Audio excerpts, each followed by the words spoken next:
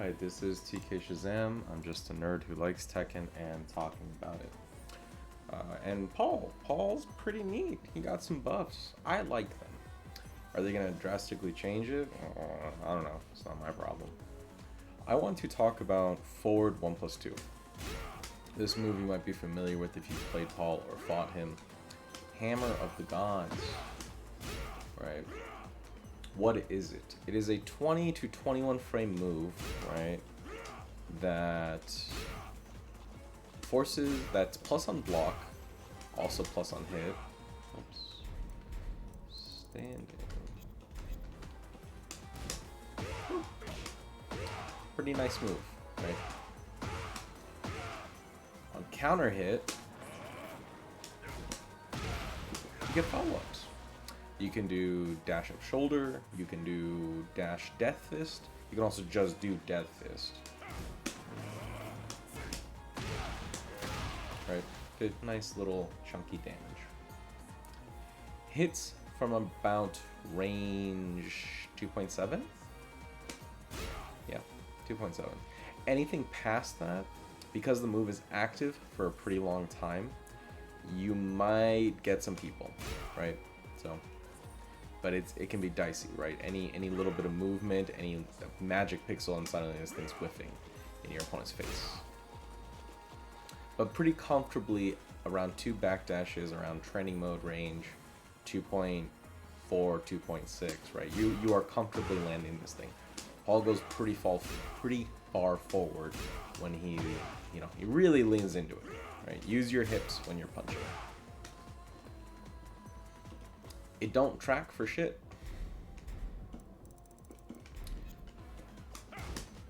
Boop. Oh, that one's weird. Boop. Right. It might seem like it sometimes. Oh.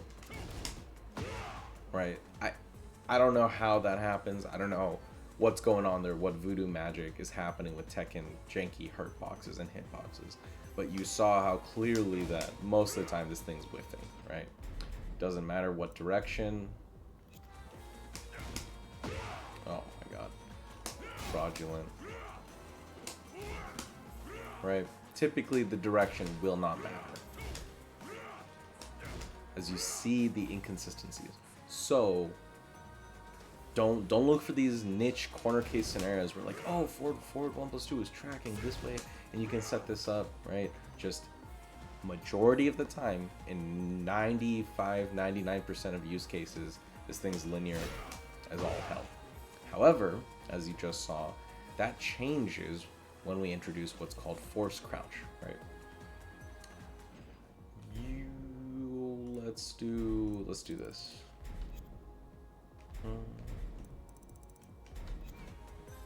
What is forced crouch? Forced crouch is a status where, for whatever reason, it's not indicated, right? If you look on the training displays, right? Let's do standing block. The opponent is blocking my move, but they're technically standing, right? That's what the status says in it. But you notice the little red symbol in the frame data display, right? The opponent is basically forced into their crouch status. What does that mean? Ooh. Ooh.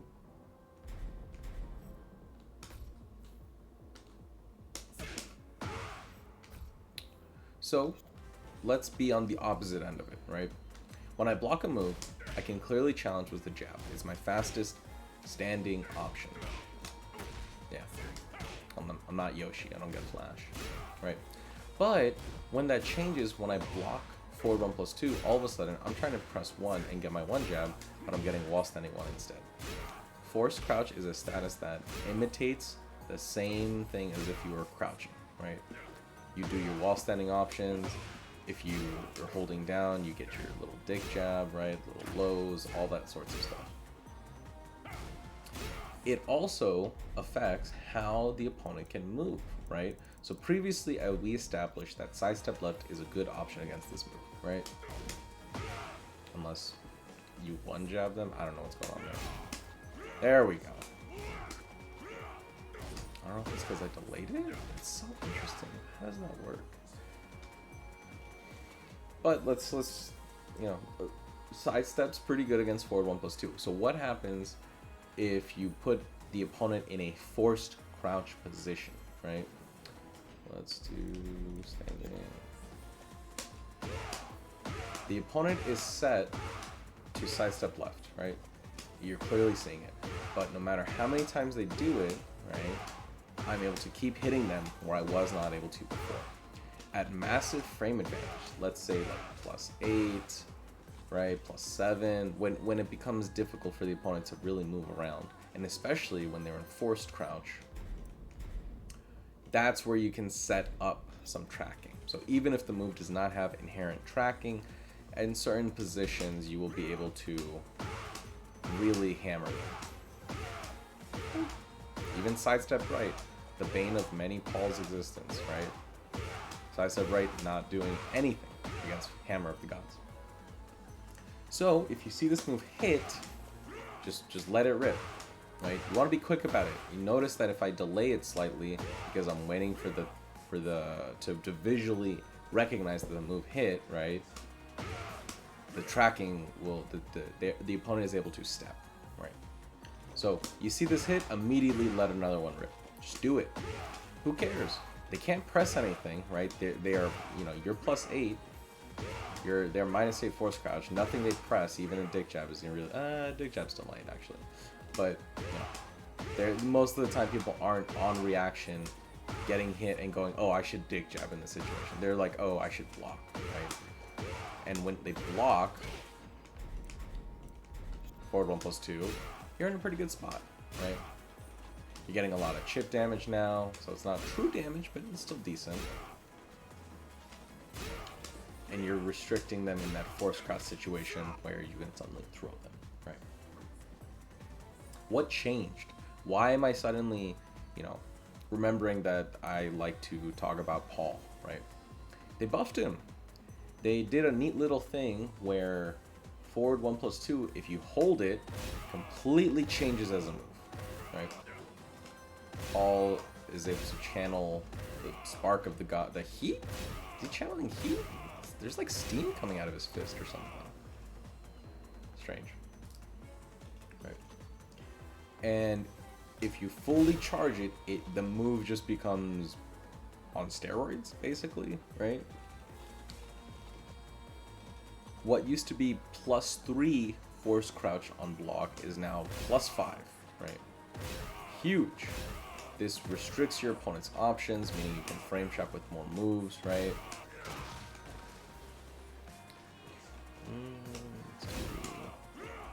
Still gotta worry about sidestep right, but the opponent will have less options to work with because you'll have more frame advantage.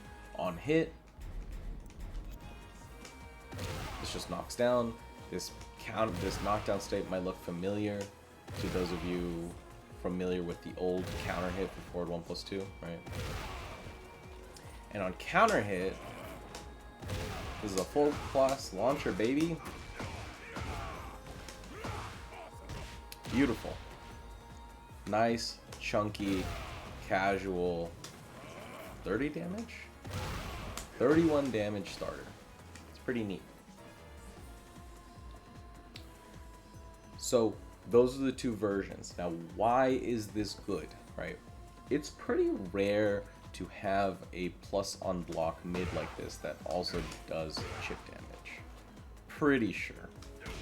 Leo has a move like this, Shaheen has a move like this, but they don't give you as much plus frames. I believe Leo's like +1 or 2.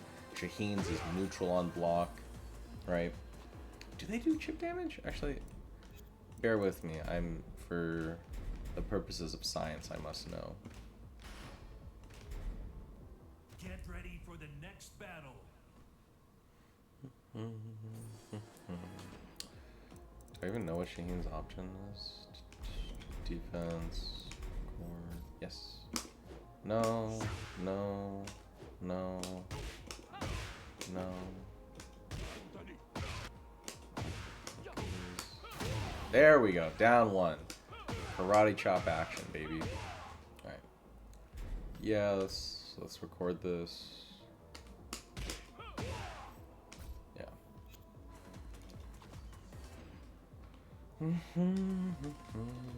It's a heat engager? That's kind of crazy. Huh.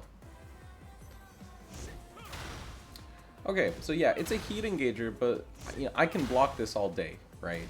It does force crouch, but I'm neutral, so I can maybe challenge with some options. Got a little wall standing 4, immediate dick jab, stuff like that. He is not able to really frame trap here, right? He doesn't have any frame advantage to work with. Should he? I don't know what Banco's up to. That's a different story. Right. But I can just block this all day till the end of time, right? Forward 1+2, you can't, right? Chip damage is still damage. Yes, the opponent has gray health, but the opponent, in order to get that gray health back, has to attack you, which is what Paul wants, right? He's the counter hit guy, right? He's got some pretty neat moves that have decent, you know, maybe even good counter hit properties. So as the opponent, if they've got this iron defense and they're just, oops, yeah, iron defense, they're just eating a mid right there. And they're just blocking, you get to keep pressuring them and look at their health bar, right? The entire time you have frame advantage and their health bar is just slowly depleting. And once you start introducing the charged option, 10 points of chip damage. Look at that health bar getting wiped out. Right. Compare this to his other mids. His heat engager mid, quarter circle back 2. A solid move in its own right. This thing hits super far, it's safe, knockdown on hit, heat engager on, you know, if you don't have heat. If you have heat, it's a heat engager, it's pretty scary, right? Down forward 4, I love this move. I will still abuse this move, right? There's not a lot of chip damage. Down 1, solid move. Right, all of his mids, but also all of his mids end his turn, right? Besides down 4-4, we try to hide that move so Banco doesn't touch it, right? -9, -9, -2. -2 is decent, but you're not gonna, you know, you're not plus. You can't continue your advantage like you can with forward 1+2. Of course, Death Fist is launch, right? But now you're plus. So anytime you're trying to go for a mix-up, right? Oh, I need a mid, but I'm not sure if it'll hit, and I want to leave myself in a good position. This is your mid. If they block this twice, right, you've done more damage than a down back 4, right, than a quick low poke. This will add up. It also sets up frame traps, right? Like we talked about. At +3, if the opponent were to do a wall standing option, let's say wall standing 4, which is pretty fast, right? Record.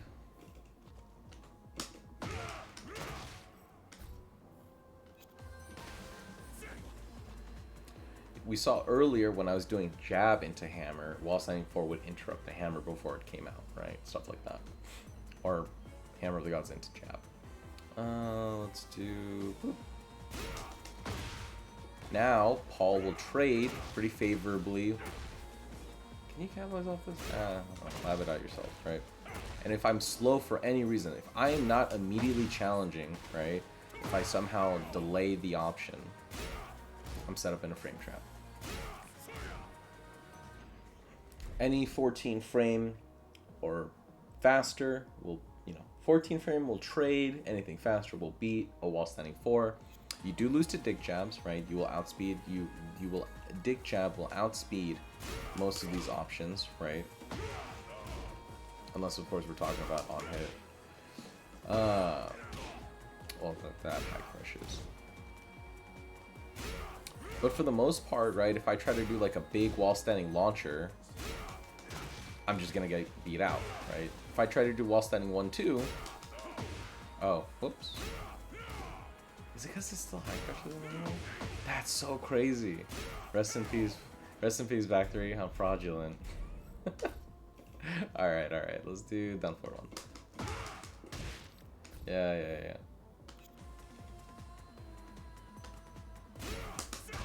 Yeah. Back 3 being a high is so funky. Right, down for 1's cleanly beating most of my options here. Let me try while standing 3. Nope, that's getting beaten. Right. While standing 4 will trade? Oh, whoops. Right, we'll trade. Right. But for the most part, your opponent's options are restricted. And of course, once you start introducing the charge, it's a whole different ballgame, right? Now, all of a sudden... Oops.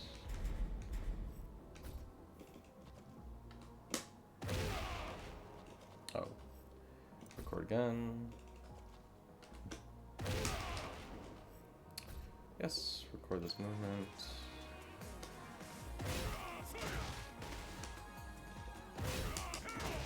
Right, I'm pressing while standing 1, which was beating the back 3 before, and now the back 3 is cleanly beating my options, right? I'm powerless against the might of Paul's muscles.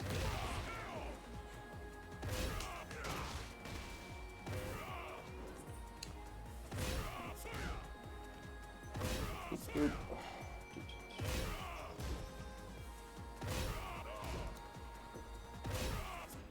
that's enough. So, whether it hits, whether it gets blocked, right? As long as that move is connecting with the opponent, you are in an advantageous situation, right? You can frame trap, you can do whatever. Doing forward 1+2 into throw, because Paul still has a homing throw. Thank you, Bamco, for not being able to find a workaround, right?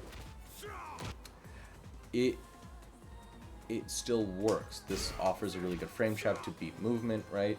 So previously, let's do sidestep, right. Boop, boop, oops. That's still catching, right? Your other throws will not work anymore, but they should work on heavy advantage, similar to how forward 1+2 operates, right? They weren't able to move there.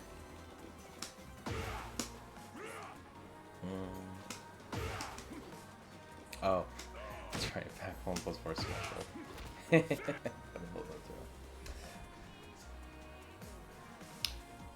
So you know, you can just press the button. You just press the button as long as it's connecting. You don't have to worry. So don't whiff, right? You don't want to whiff this thing. But as long as it's connecting on your opponent, you're in a good spot. Right? You're either getting chip damage out of it,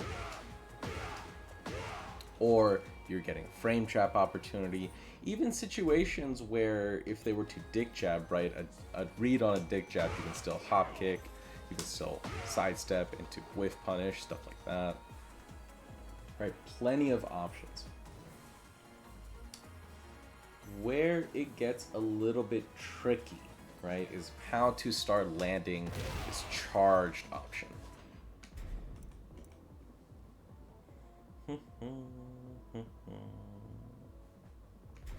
You want to establish first that, let's just do block all.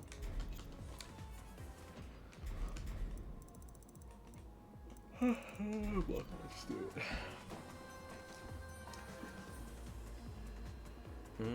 Oh, right.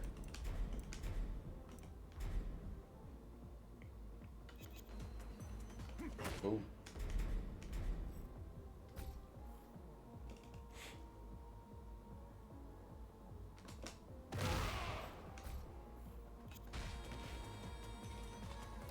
Obviously, you might be thinking, okay, how the heck am I supposed to get this charge off? It's super interruptible, right? You know, you just see Paul charging it up, and then, boom. Right? But that's the thing, is that the opponent's not always going to be pressing, right? You have to first condition the opponent to respect you, right? So you play frame tight, right? Don't just always charge it, set it up. Do the fast one first. And once they, you know, play tight with your frame, set up a frame trap with jab, right? And then once you see the hesitation,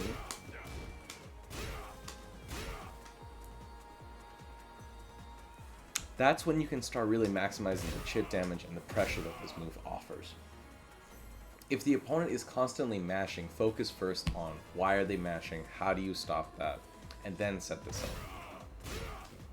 Right, otherwise just don't use the charge just yet. You still get some nice mileage out of the uncharged version.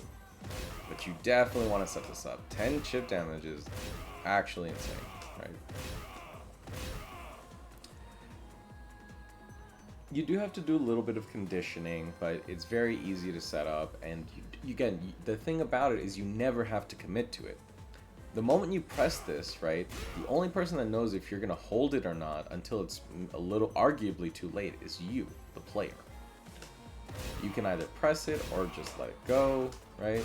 You don't have to commit to this pretty fast charge, honestly. Compare this charge to something like back 2-1, right? Paul's charging up for a pretty long time. I think someone actually did the math on it. The charge for 4-1+2 from the moment you press it will take around 24 frames, right? So it's a third of a second.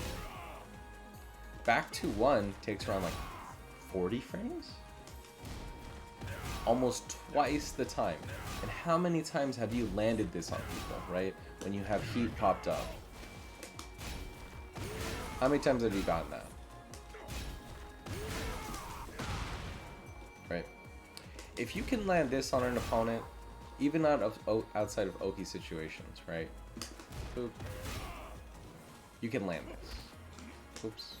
You can land 4-1+2. The trick is really just looking, like with anything with Paul, you're looking for that hesitation.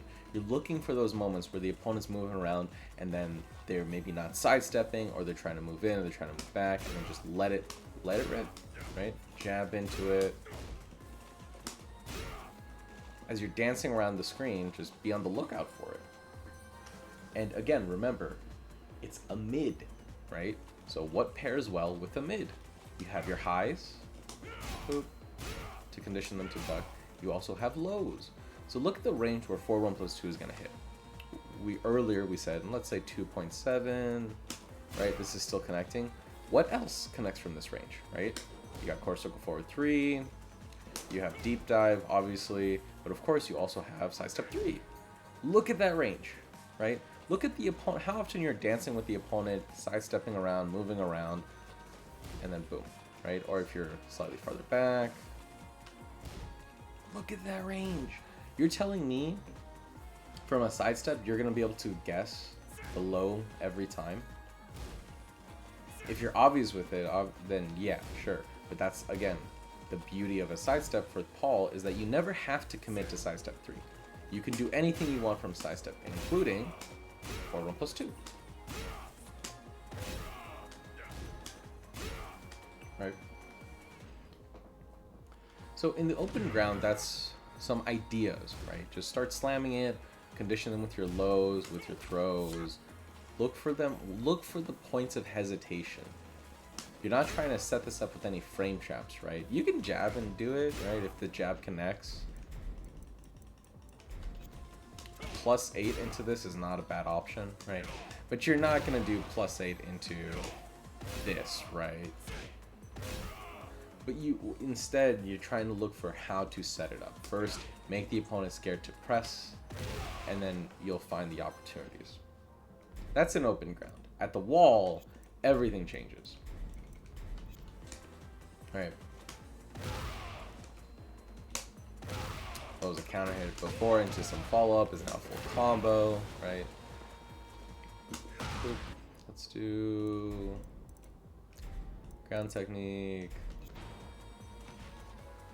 Alright, so they're gonna go left, slam them down. Oh, that's right. Down one spikes them.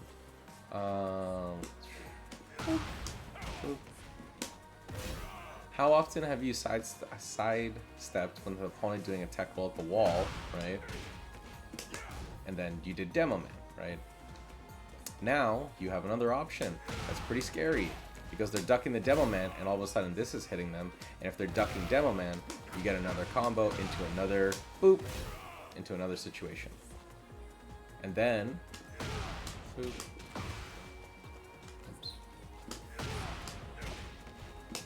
mix it up, and then do Demo Man, right?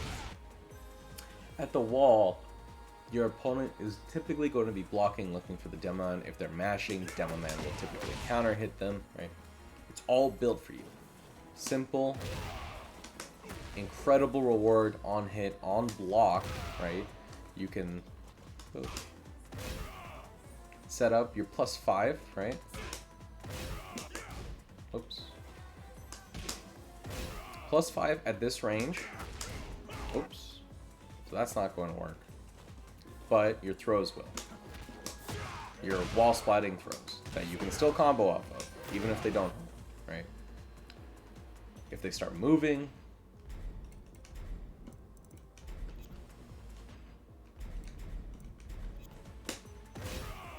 you have homing throws, you have your homing low, right?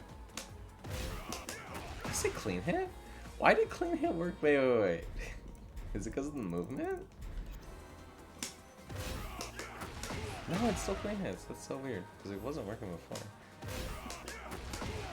That's so weird, right? But now, right?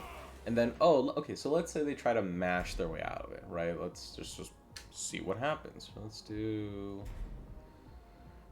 punish. What would it even punish with? Right. But anything, if they try to press when they're a -5 force crouch, even a dick jab, you're gonna trade with this, right? So let's just show me doing it, right? Defense, record.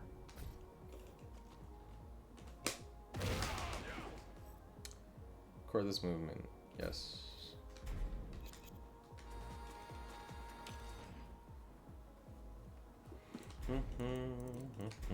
Switch position. Now you're the defender against Paul at the wall. Right. Oops. Right. Look at that. Easiest frame trap I've ever seen. Does dick trap work? No. Look at the trade. Right. Oh shit. I'm trying everything I can. Oh, I traded with the dick jab. That's crazy. That's such a good trade for me, right? No, I'm dying. Right? And then as Paul, he can continue the combo. You have so many options at the wall. In the open ground, you have to do a little bit of work. You know, full disclosure. You gotta condition them a little bit, make sure they're not mashing. When you get to the wall, the world is your oyster, right? Right.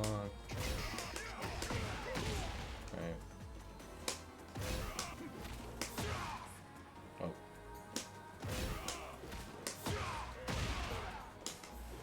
I always hate it when it does that. But you get the idea. In the open ground, use the ranges, look for the hesitation in your opponent and just start slamming it, right? Or if you need something, you know, start conditioning them with lows.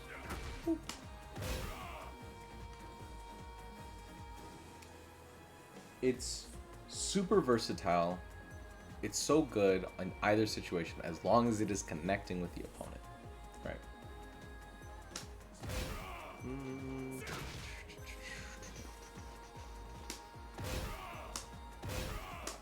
If you're pressing this move, make sure to implement throws into your game plan, right?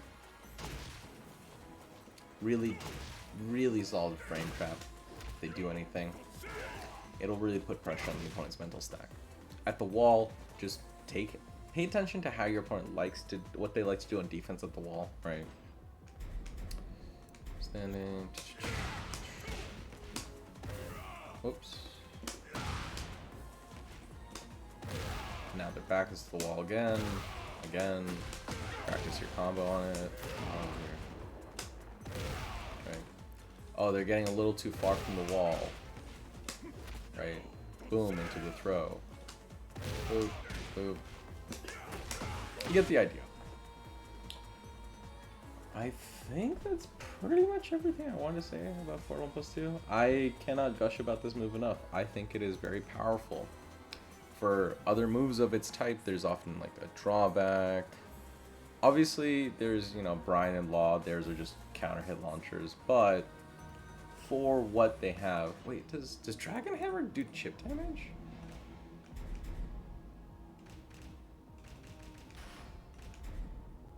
Get ready for the I have next to know. battle.